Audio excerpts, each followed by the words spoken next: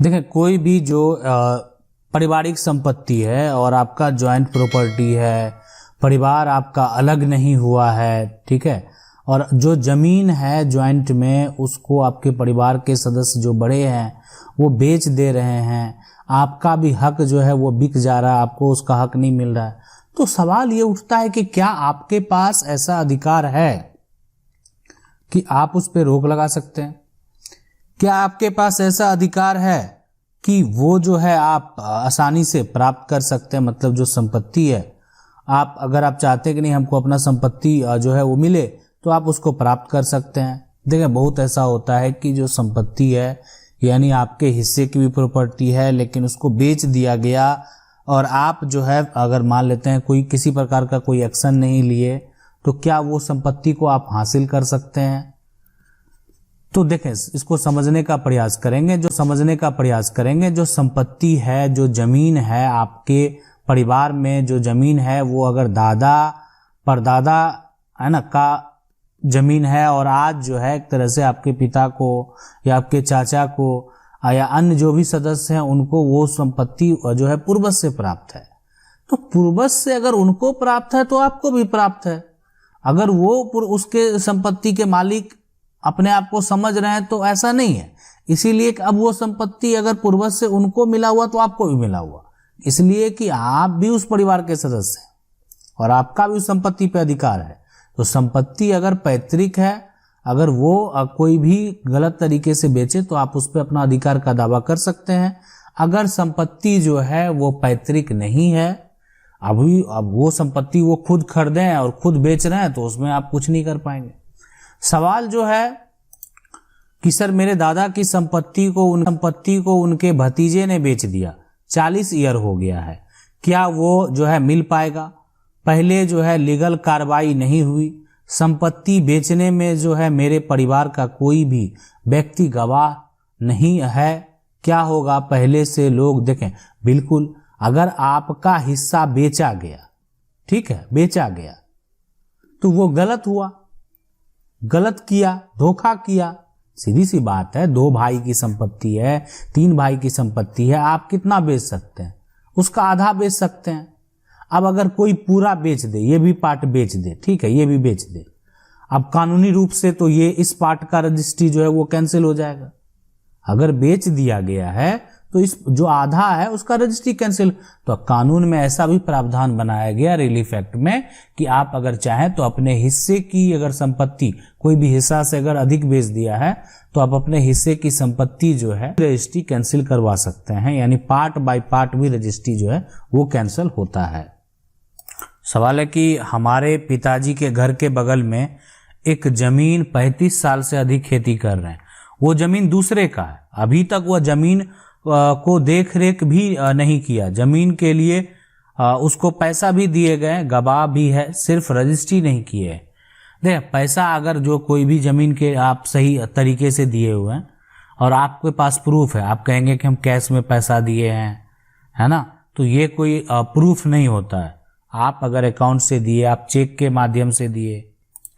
तो ये इस बात की पुष्टि करता है कि आप उनको पैसा दिए।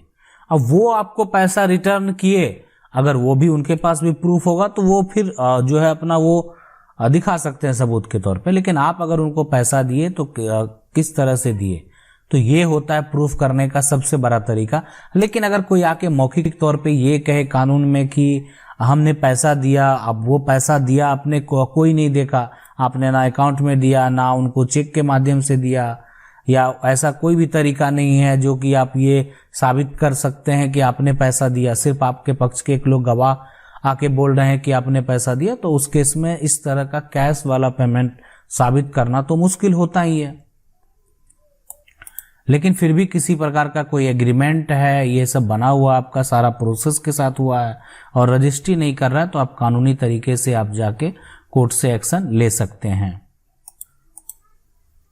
सवाल है कि प्लीज सर मेरा टाइटल सूट केस चल रहा है, दूसरी पार्टी केवल हाजिरी लगा रहा है, 5-6 तारीख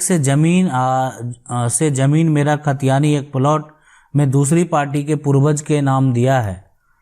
बकब्जे करके, लेकिन जो है हम लोग भुगतान कर रहे हैं, अभी तक कुछ जमीन जो है पुरानी करकट की बथान जैसा अभी कब्जा उन्हीं लोगों का है। अब नया जो है मकान बना दिया है, काम चालू है, और वो लोग अपना पेपर भी जमा नहीं कर रहे हैं कोर्ट में ज़्यादा दिन। देखिए, टाल मटोल करने से क्या हो, ठीक है लोग करते हैं, लेकिन उससे कोई फर्क नहीं पड़ने वाला है। जिस दिन फैसला आएगा वो आपके पक्ष में आएगा। इसीलिए कि अगर वो आपकी ज़मीन है, ठीक है, केस आप किए हुए हैं, लेकिन खतियानी ज़मीन है, अब दूसरी पार्टी जो है एक यानी वो आपके हिस्सेदार है, तो हिस्सेदार का जो विवाद होता है उसमें थोड़ा सा हर चीज़ को देखा जाता है। अन्य लोग जो होते हैं उसमें ये सब कुछ आसान होता है। इसलिए आसान होता है कि अन्य व्यक्ति को तो डायरेक्टली ये पूछा जाएगा कि आप इस जमीन पे जो कब्जे हैं आप किस आधार पे हैं, ठीक है, तो वो अपना उसके पास किसी प्रकार का कोई सवाल नहीं होता है, कोई एक तरह से जवाब नहीं होता है। इसलिए नहीं होता है कि अभी उससे जब ये बात पूछा जाएगा तो ना वो किसी से और सवाल कर सकता है, ना अपना कोई जवाब दे सकता है, कि वो जो है वो एक कब्जा करके बैठा हुआ है। लेकिन जब परिवार का सदस्य होता है तो उसके भी कई एक सवाल होते हैं। इसलिए कि वो क्या होते हैं, परिवार के सदस्य बोलते हैं कि हमारा यहाँ पे ये शेयर था, तो हर चीज को मेंशन करके दिखाना। लेकिन अगर कोई टाल मटोल कर रहा है लेकिन वो संपत्ति अगर आपकी है तो आपको जरूर उसमें हक। सवाल है कि सर मेरे दादाजी के नाम से जो है वो जमीन है, पर मेरे दादाजी के 2 लड़के हैं, पर मेरे पिताजी के बड़े भाई ने ये जो है बताकर बेच दिया कि उनके एक ही जो है लड़का बताकर। ठीक है, देखिए मान लेते हैं कि दादा का जमीन है, अब अगर एक लड़का बनाकर, तो ये तो धोखा का केस हो गया ना। अब अगर एक दादा है, दादा के 2 बेटे हैं, अब कोई कहेगा कि नहीं उनके एक ही बेटे हैं, ठीक है, वो यही साबित करने कि उनके एक बच्चे हैं, तो ये तो धोखा हो गया। कानूनी रूप से आप उनके खिलाफ जो है धोखाधड़ी का केस 420 का मुकदमा दर्ज कराएं, उनमें उनको सजा भी हो सकता है कि किसी को आप धोखा दे रहे हैं, परिवार में फ्रेब कर रहे हैं, तो वो बिल्कुल गलत है। तो इसलिए वो संपत्ति तो आपको मिलेगा ही, साथ में उनको सजा भी होगा इस तरह का कार्य करने के लिए। तो आप जो है इसके खिलाफ कोर्ट में केस करें और जो है एक तरह से उस तरह का मुकदमा करें जिनमें उनको ये फ्रॉड करने का सजा मिले जो वो गलत किए हुए हैं, और साथ में अगर जीतेंगे तो आप संपत्ति भी जो है आप प्राप्त कर सकते हैं। ठीक है, अगर आप कोर्ट के फैसले से संतुष्ट नहीं हैं, आपने केस किया, आप मान लेते हैं केस हार गए, जीत गए, जो भी यहाँ पे रीजन रहा, तो आप उसके ऊपरी अदालत में जो है अपना याचिका फिर से डाल सकते हैं। अगर आपको लगता है आपको एक प्रॉपर लेकिन सब कुछ डॉक्यूमेंट तैयार करना होगा कि आपका वंशावली जो है और उसके आधार पर जो भी आपके कागजात हैं, आपके पक्ष के गवाह होने चाहिए कि आप उन्हीं के बेटे हैं, आपका भी हिस्सा बनता है और संपत्ति को बेच दिया गया। तो ये सभी बातें जब तक आप प्रूफ नहीं करेंगे और आपके पक्ष के लोग गवाह भी नहीं होंगे, तब तक आप इस केस को नहीं जीत पाएंगे। अगर आप केस जीत लेते हैं तो फिर आपको संपत्ति भी प्राप्त होगा और साथ में इस तरह से धोखा करने वाले को सजा भी होगा। सवाल है कि सर मेरा जमीन का रसीद ऑफलाइन था तो कट रहा था, लेकिन जब ऑनलाइन हो गया तो ऑनलाइन तो शो कर रहा है, लेकिन टैक्स पेमेंट का ऑप्शन नहीं दे रहा है, जिसके कारण से जो है रसीद नहीं कट रहा है, तो क्या करें? तो देखें, इसके लिए जो आपके जो तहसीलदार हैं, जो राजस्व के अंचल अधिकारी हैं, उनको आवेदन लिखें कि आपका ऑनलाइन जो है वो जमा नहीं हो रहा, राशि जमा नहीं हो रहा है, आप ऑनलाइन टैक्स पेमेंट नहीं कर पा रहे हैं, उसमें सुधार किया जाए, उसमें जो किसी प्रकार का त्रुटि है तो उसका सुधार किया जाए। तो इस पर जो है प्रक्रिया को देखने के बाद जो है इसका सुधार जरूर होगा। सवाल है कि हम 2 भाई हैं और दोनों भाई के बीच दिनांक जुलाई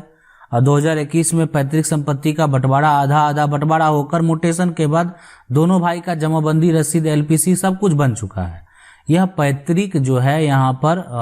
वासी जमीन 5 डिसमिल का है, जिस पर मेरा बड़ा भाई 1992 से ही 3 डिसमिल पर कब्जा करके अपनी पक्की मकान बनाकर रह रहा है, और जो है यहाँ पर उपयोग जमीन पर मेरा कब्जा है सिर्फ 2 डिसमिल पर ही,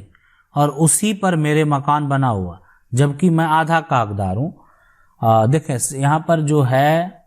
अब यहाँ पर देखें विवाद तो बिल्कुल है, ये चीज़ है कि किसी का 3 डिसमिल पे है और किसी का और 2 डिसमिल पे मकान है,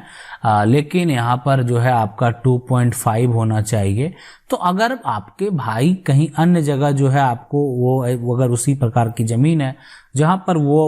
उसके बदले अगर वो देते हैं, तो आपका प्रयास होना चाहिए कि देखें कानूनी रूप में भी कानून पहले यही चाहता है कि एक सेटलमेंट हो, कि किसी का घर ना टूटे। देखें क्या होता है कि कानून भी ऐसा चाहता है पारिवारिक विवाद में कि अगर मकान बना हुआ तो किसी का घर ना टूटे, एक सेटलमेंट हो जाए। नहीं कोई करना चाहता है तो फिर एक उसका सॉल्यूशन निकाला ही जाता है। तो अगर सॉल्यूशन निकल रहा, आप कानून में जाएंगे, सारा प्रक्रिया चलने के बाद अगर आप नहीं उसी में जो है आप जो है लेंगे तो यही होगा कि इसके कुछ पार्ट को जो हटा दिया जाएगा। ठीक है, तो इसीलिए आप अगर चाहते हैं कि आपका परिवार में एक ऐसा सेटलमेंट हो ताकि किसी जो विवाद है वो खत्म हो जाए, तो आप एक प्रयास जो है वो कर सकते हैं। और नहीं तो आप कोर्ट में जाके सिविल कोर्ट में जो है उनके खिलाफ केस फाइल कर सकते हैं कि वो आपके हिस्से की से अधिक जमीन पर कब्जा करके मकान बना लिया है। सवाल है कि ये कह रहे हैं कि सर मेरा जवाब नहीं मिला अभी तक, 3 बार ये पूछा हूँ। 2022 के सर्वे में जमीन का कोई कागज सर्वे में जमा नहीं कराने पर जमीन का क्या होगा? मेरे मामा लोग पता है कि मेरी माँ अब कोर्ट केस लड़कर जमीन लेगी, तो इसलिए वो सर्वे कोई कागज को जमा नहीं किया। अब मेरे पास कुछ ही जमीन का जो है कागज है। देखें, अगर आप अपना नाम दर्ज कराना चाहते हैं तो जो वहाँ पर जो सर्वे कराया जाता है, ठीक है, तो उनके जो भी अधिकारी हैं जो जिस क्षेत्र में जमीन है उनके पास आप एक आवेदन दे दें कि आपका जो है एक तरह से इस तरह से प्रॉपर्टी है, इसलिए कि सर्वे का कागज नहीं भी जमा अगर कराया जाएगा तो जिसके नाम से जमीन का एक तरह से जमाबंदी कायम है उसी के नाम से जो जमीन का वर्तमान में जो सिचुएशन है और वो व्यक्ति अभी जीवित भी है, तो उस केस में जो है वहाँ पर उसी के नाम से वो जमीन का सर्वे हो जाएगा। लेकिन अगर जो ग्रामीण में क्या होता है कि वो लोग विजिट करने आते हैं, जो अधिकारी होते हैं ग्रामीणों द्वारा, ग्राम पंचायत के जो मुखिया हैं तो उनके द्वारा, और जो भी एक तरह से वहाँ पर जो एक जीत करके आते हैं जो लीडर हैं उनसे पूछकर वो जानकारी प्राप्त किया जाता है कि किसका नाम है, इनके कितने बच्चे हैं, सारा कुछ देखने के बाद जो है उसमें उसका नाम जो है वो मेंशन किया जाता है। अगर आप ऐसा नहीं करेंगे तो आशा करते हैं वीडियो अच्छा लगा होगा। वीडियो अच्छा लगा वीडियो को लाइक जरूर कर दें। चैनल को पहली बार देख रहे हैं सब्सक्राइब करके जो बेल आइकन